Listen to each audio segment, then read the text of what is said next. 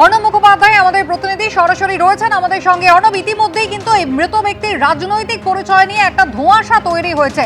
এখনো পর্যন্ত পুলিশ সূত্রে কি জানা যাচ্ছে, কিভাবে মৃত্যু হয়েছে ব্যক্তি? দেখো, প্রথমেই তোমায় দেখাই এই যে নেহালপুর যেখানে এই ঘটনাটা ঘটেছে, সেখানে হচ্ছে এই মুহূর্তে প্রচুর কেন্দ্রীয় বাহিনী তারা এখানে মোতায়েন করা হলো। তারা এলেন একটু আগে। আমরা দেখেছি যে এর আগে বিজেপি প্রার্থী তিনি এসছিলেন এবং এসে তিনি পুলিশকে অভিযোগ করেন যে এই স্পটেতে কেন কোনো পুলিশ নেই, এরকম একটা ঘটনা, এরকম একটা অভিযোগ যখন হচ্ছে কেন কোনো পুলিশ নেই, এই ধরনের তারা ফোন করছিলেন। এবং এই মুহূর্তে যেটা দেখা যাচ্ছে, এই যে নেহালপুর, সেই নেহালপুরে কিন্তু প্রচুর কেন্দ্রীয় বাহিনী এসে উপস্থিত হয়েছে একদম ঘটনাস্থলে। সেখানে কেন্দ্রীয় বাহিনী রয়েছে। এখন যেটা বলা হচ্ছে, এই যে যেই ব্যক্তির মৃত্যু হয়েছে নূর আজম, সেই নূর আজমের মৃত্যু কিভাবে হয়েছে, পুলিশ সূত্রে যেটা বলা হচ্ছে যে তারা তদন্ত করে দেখছেন। পোস্টমর্টম রিপোর্টের জন্য অপেক্ষা করছেন। তবে পুলিশ সূত্রে এটা জানা যাচ্ছে যে এই নূর আজম, তার কিন্তু এক্সটার্নাল কিছু ইনজুরি ছিল, চোখের কাছে ইনজুরি ছিল, তাছাড়া কিছু জায়গায় ইনজুরি ছিল। কিন্তু তার মৃত্যুর কারণ এই এক্সটার্নাল ইনজুরি এখান থেকে কিনা বা অন্য কোনো কারণে কিনা, সেটা কিন্তু ময়নাতদন্তের রিপোর্ট আসার পর জানা যাবে। অন্যদিকে এই মুহূর্তে দেখো, সেন্ট্রাল ফোর্স নূর আজমের বাড়ির দিকে যাচ্ছেন। যেটা হচ্ছে তার রাজনৈতিক পরিচয়। একদিকে যেরকম বামেরা বলেছেন যে তাদের যে প্রচার, সেই প্রচারে নূর আজম ছিলেন, এবং শুধু তাই নয়, তার পরিবারও এখানে কিন্তু এখানে সিপিএমের পরিবার বলে পরিচিত। এবং তার অন্যদিকে তৃণমূলের বক্তব্য হচ্ছে যে এই তৃণমূলের তিনি BLA 2 ছিলেন। আর এই নূর আজমের পরিবারের পক্ষ থেকে যেটা বলা হচ্ছে যে তাদের পরিবারের সদস্যরা একসময় পঞ্চায়েতের দায়িত্বে ছিলেন সিপিএমের, কিন্তু নূর আজম তিনি সেইভাবে রাজনীতি করতেন না, এটা বলা হচ্ছে।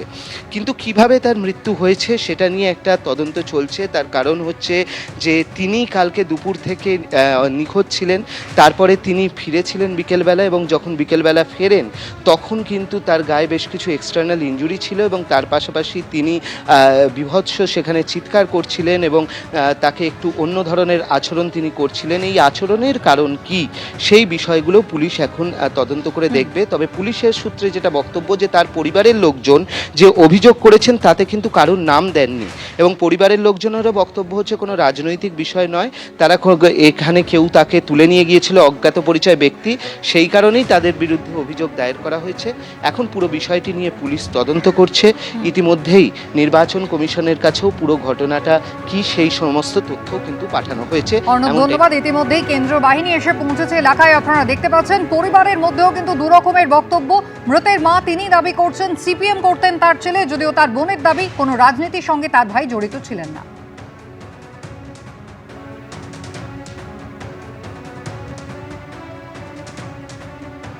वो कोई पार्टी करता था? नहीं करता था, नहीं कोई पार्टी सीपीएम या तृणमूल? नहीं करता था।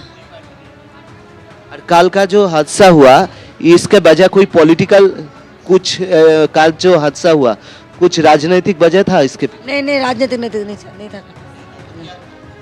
वही दुश्मनी करके ले गया फोन करके। हाँ। नहीं नहीं नहीं, একটা লোককে মার্ডার করে দিল, এটা পলিটিক্যাল মার্ডার। একেবারে রাজনৈতিক হত্যা, এমনটাই কিন্তু অভিযোগ করা হচ্ছে। সরাসরি আপনাদের নিয়ে যাব, আমাদের প্রতিনিধি অর্ণব মুখোপাধ্যায় রয়েছেন আমাদের সঙ্গে। অর্ণব, পরিবারের পক্ষ থেকে কি অভিযোগ করা হচ্ছে?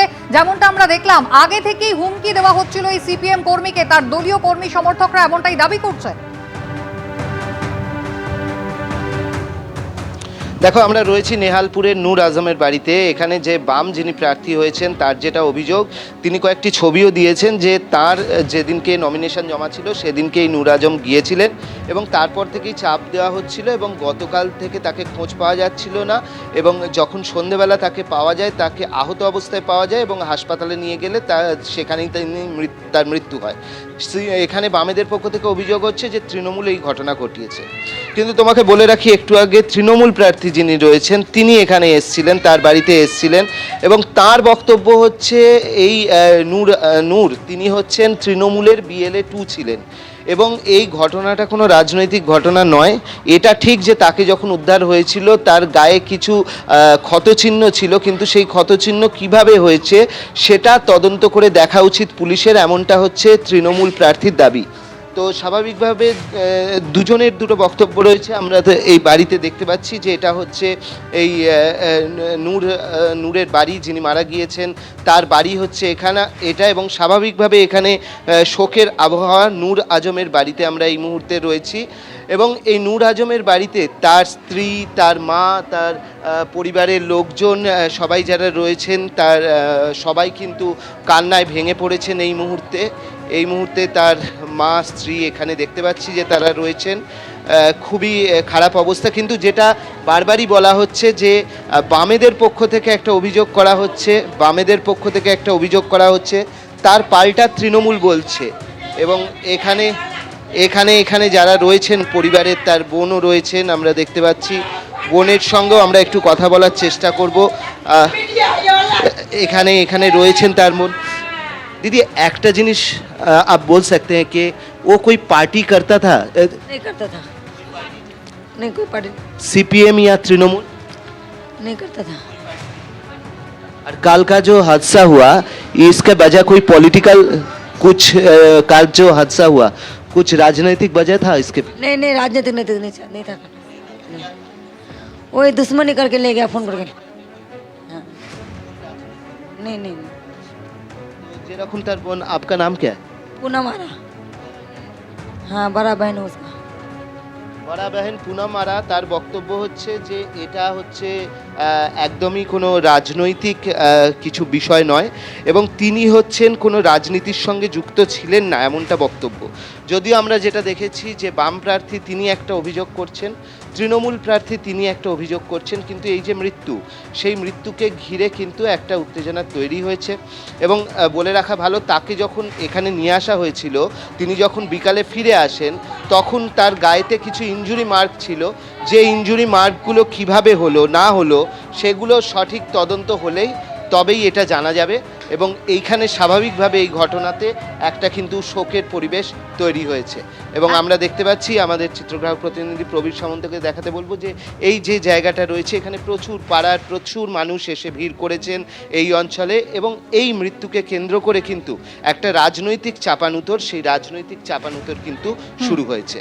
একেবারেই অর্ণব, তুমি আমাদের সঙ্গে থাকো। অর্থাৎ ইতিমধ্যে কিন্তু 3 রকমের বক্তব্য সামনে আসছে। পরিবারের দাবি কোনো রাজনৈতিক কারণ নেই, অন্যদিকে সিপিএম এর পক্ষ থেকে অভিযোগ করা হচ্ছে যে নমিনেশন যবে থেকে বাম প্রার্থী জমা দিয়েছেন তারপর থেকেই কিন্তু হুমকি দেওয়া হচ্ছিল নিহত এই ব্যক্তিকে। অন্যদিকে তৃণমূলের প্রার্থী কানাইয়ালাল আগরওয়াল তিনি আবার দাবি করছেন এই ব্যক্তি তৃণমূল কংগ্রেসের বিএলএ হিসেবে কাজ করতেন। এবিপি আনন্দ, এগিয়ে থাকে, এগিয়ে রাখে।